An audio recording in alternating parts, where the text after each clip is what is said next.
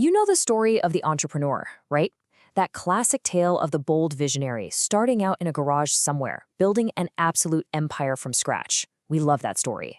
But what if I told you that some of the biggest, most game-changing innovations in the world didn't start in a garage at all? What if they came from deep inside the walls of the world's largest companies? Well, that's exactly the world we're going to dive into today. So yeah, you know the entrepreneur. But have you met their corporate cousin, the intrapreneur? It might be a new word for you, but I can pretty much guarantee you are very familiar with their work. In fact, they are the secret ingredient behind some of the products you probably use every single day.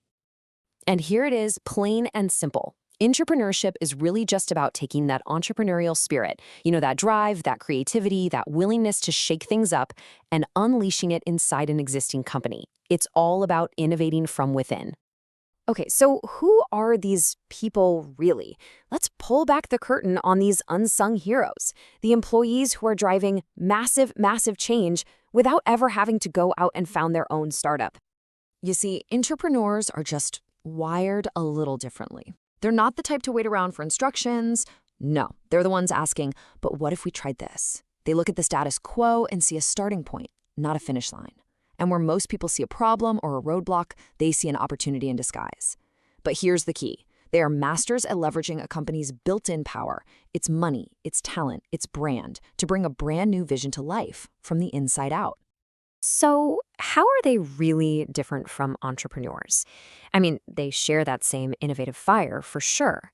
But the worlds they operate in, the risks they take, and the rewards they get, well, they're worlds apart. Think of it this way. The entrepreneur is like a tightrope walker with no net. The personal and financial risk is incredibly high, but if they make it, the reward is all theirs. They have to find their own money, build their own team, and they answer to absolutely no one. The intrapreneur, on the other hand, has a safety net. They get to tap into the company's capital, its talent, its distribution channels. The trade-off? They have to navigate the corporate structure to get that yes. The rewards might look different, like a bonus or a promotion instead of all the profits, but the impact they can have can be just as huge. Oh, and I love this analogy. It just nails it. The entrepreneur is the captain of their own ship, right? They built it board by board and are now charting a course into totally unknown waters.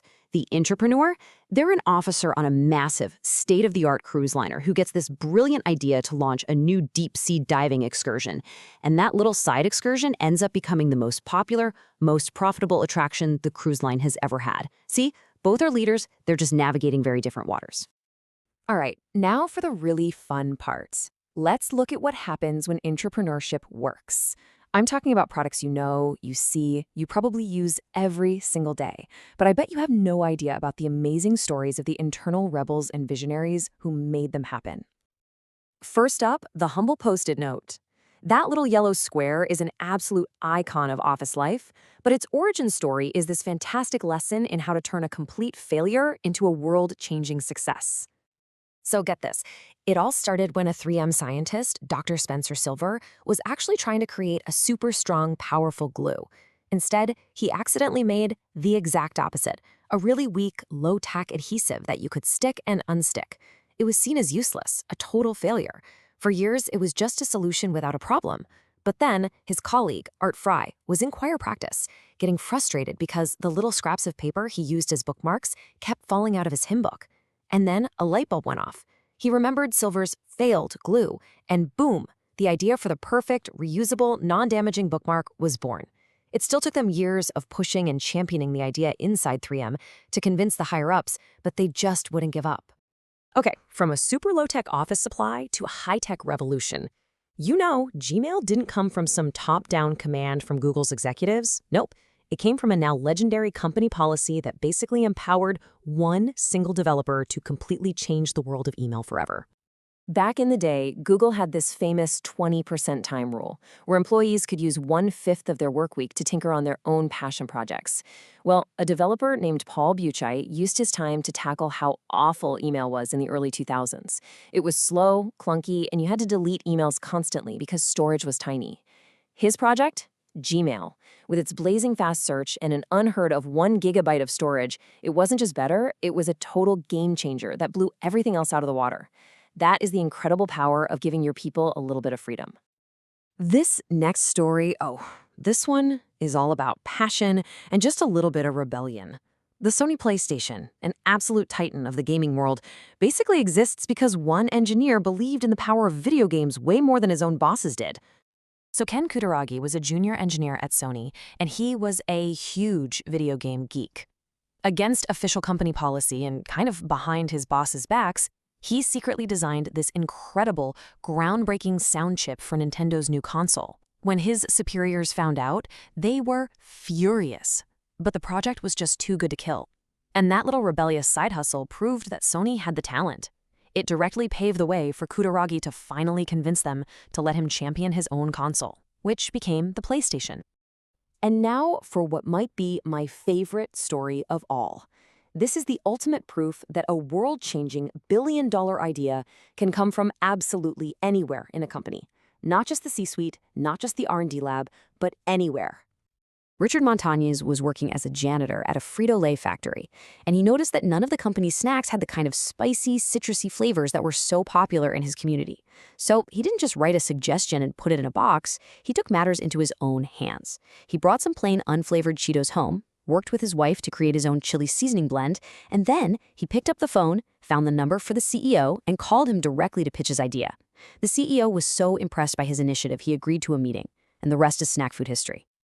Just let that number sink in for a second. Over $1 billion every single year. That's the value of an idea from a janitor who felt empowered enough to pick up the phone and speak up. It is just a staggering testament to the untapped potential that is hiding in every single corner of an organization. So, after hearing these incredible stories, the big question is, how do you make this happen on purpose? This can't just be about luck, right?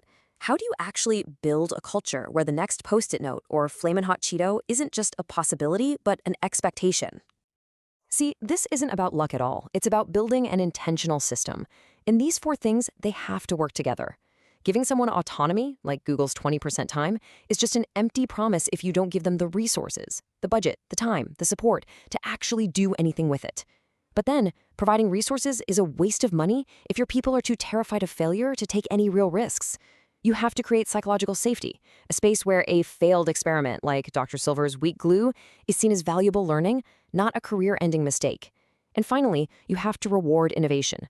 When people see that taking a risk and pushing an idea is celebrated and compensated, it sends a powerful message to everyone else. You need all 4 pieces to make the magic happen. So when you put all of this together, it becomes so clear that fostering intrapreneurship isn't just some fluffy, nice-to-have HR initiative. It's a core business strategy. It creates this powerful, mutually beneficial relationship between the company and its people. It is the ultimate win-win.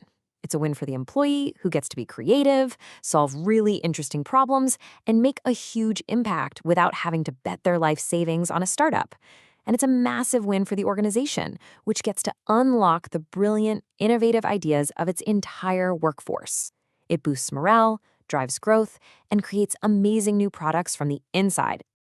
And at the end of the day, this is why it all matters.